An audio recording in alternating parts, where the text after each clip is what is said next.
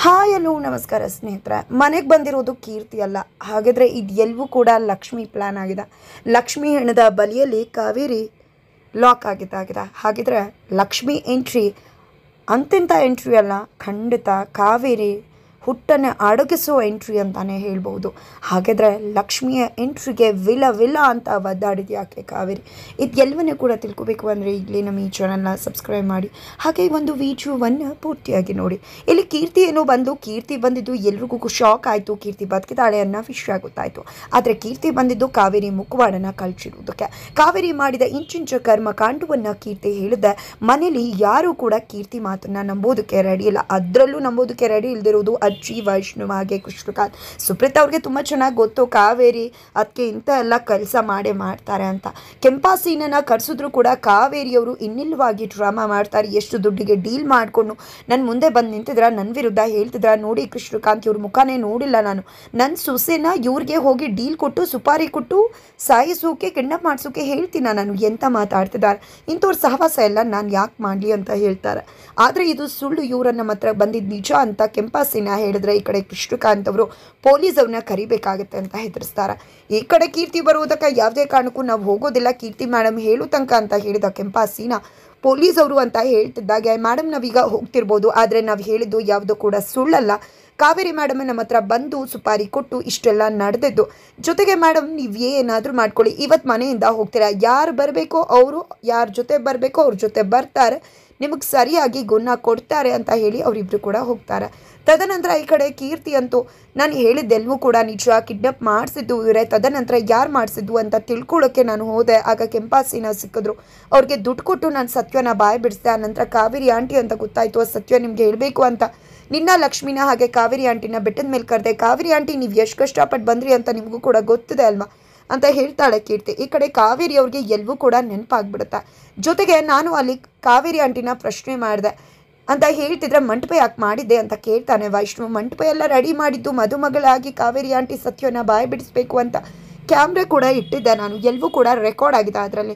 ಜೊತೆಗೆ ಕಾವೇರಿ ಆಂಟಿ ನನ್ನ ಹತ್ರ ಸತ್ಯ ಕೂಡ ಒಪ್ಕೊಂಡ್ರು, ಹೌದು ನಾನೇ ನಿನ್ನ ಮತ್ತೆ ಮದುವೆನ ಮುರಿದಿದ್ದು ಬೇಕು ಅಂತಾನೆ ಅಂತ ಹೇಳಿದಾಗ ಎಲ್ರಿಗೂ ಶಾಕ್ ಆಗುತ್ತೆ. ಕೃಷ್ಣಕಾಂತ್ ನೀನೇ ಒಪ್ಕೊಂಡಿ ಅಂತಲ್ಲ ಕಾವೇರಿ ಅಂತ ಹೇಳಿದಾಗ ಅವಳು ಸುಳ್ಳು ಹೇಳ್ತಿದ್ದಾಳೆ. ಕೃಷ್ಣ ನಾನು ಯಾಕೆ ಒಪ್ಕೊಳ್ಳಿ, ಎಲ್ಲ ಕೂಡ ಸುಳ್ಳು ಸುಳ್ಳು ಸುಳ್ಳು ಅಂತ ಹೇಳ್ತಾರೆ.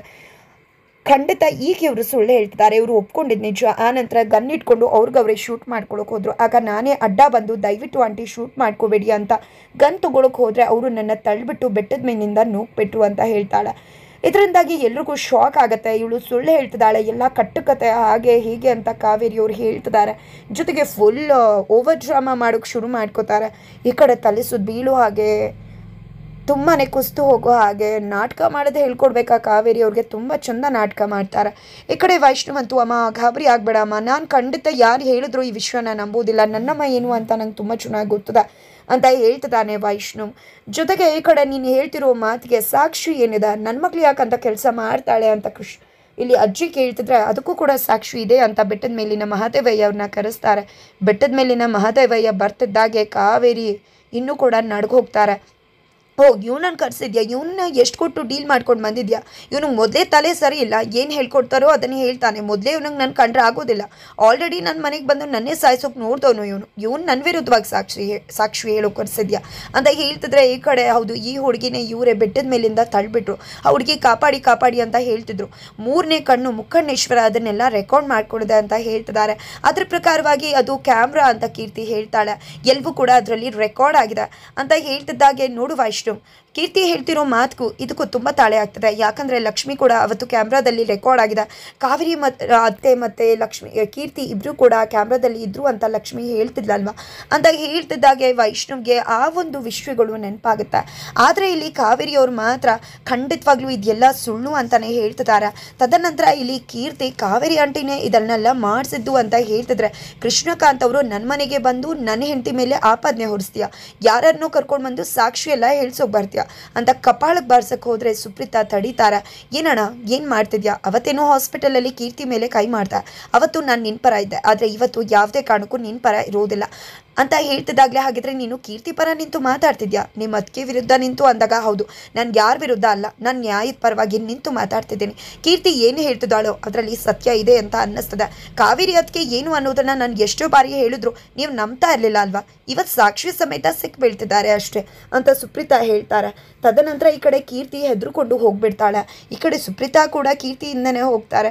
ಈ ಕಡೆ ಅಜ್ಜಿ ಕೂಡ ಹೋಗಿದೆ, ಏನು ಮಾಡ್ತಿದ್ದಾಳೆ ಇವಳು, ಯಾಕಿಲ್ಲಿದ್ದಾಳೆ, ಇವಳನ್ನ ಮೊದಲು ಹೊರಗಡೆ ಕಳಿಸು, ಇವಳಿಂದಾನೇ ಮನೇಲಿ ಇಷ್ಟೆಲ್ಲ ರಾದಂತ ಆಗ್ತಿದೆ ಅಂತ ಅಜ್ಜಿ ಹೇಳಿದ್ರೆ ಈ ಕಡೆ ಸುಪ್ರೀತ್ ಅವರು ಯಾಕತ್ತೆ, ನಿಮಗೂ ಕೂಡ ಗೊತ್ತಿದೆ ಅಲ್ವಾ ನಿಮ್ಮ ಮಗಳು ಅಷ್ಟೊಂದು ಒಳ್ಳೆಯವರಲ್ಲ ಅಂತ.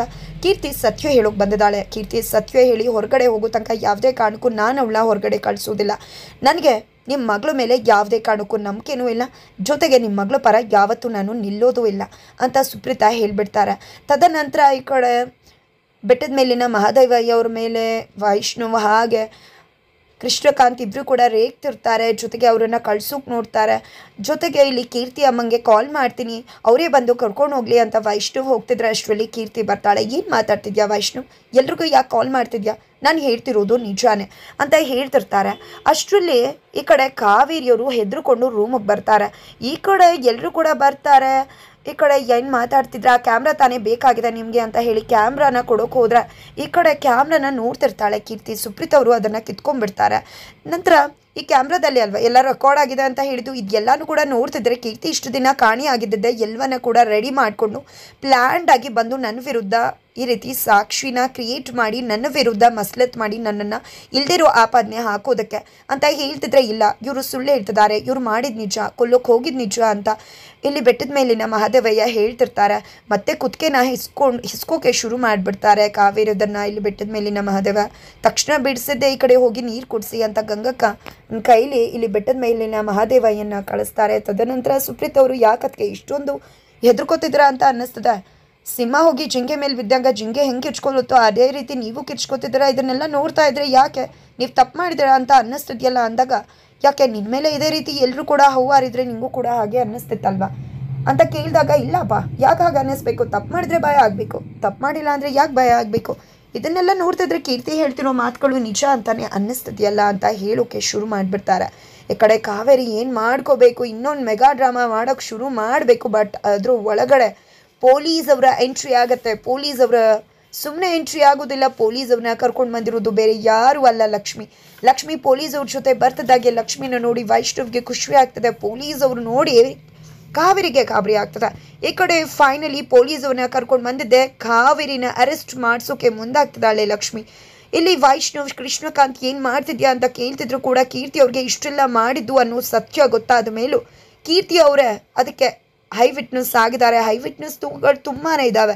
ಈ ಎಲ್ಲ ಸಾಕ್ಷಿ ಮೇಲೆ ಕಾವೇರಿ ಅತ್ತೆನ ಪೊಲೀಸ್ ಅವರು ಅರೆಸ್ಟ್ ಮಾಡ್ತಿದ್ದಾರೆ ಅಂತ ಹೇಳಿ ಲಕ್ಷ್ಮಿ ಒಂದು ಒಳ್ಳೆ ಬಿಗ್ ಟ್ವಿಸ್ಟನ್ನೇ ಕೊಡ್ತಿದ್ದಾಳೆ.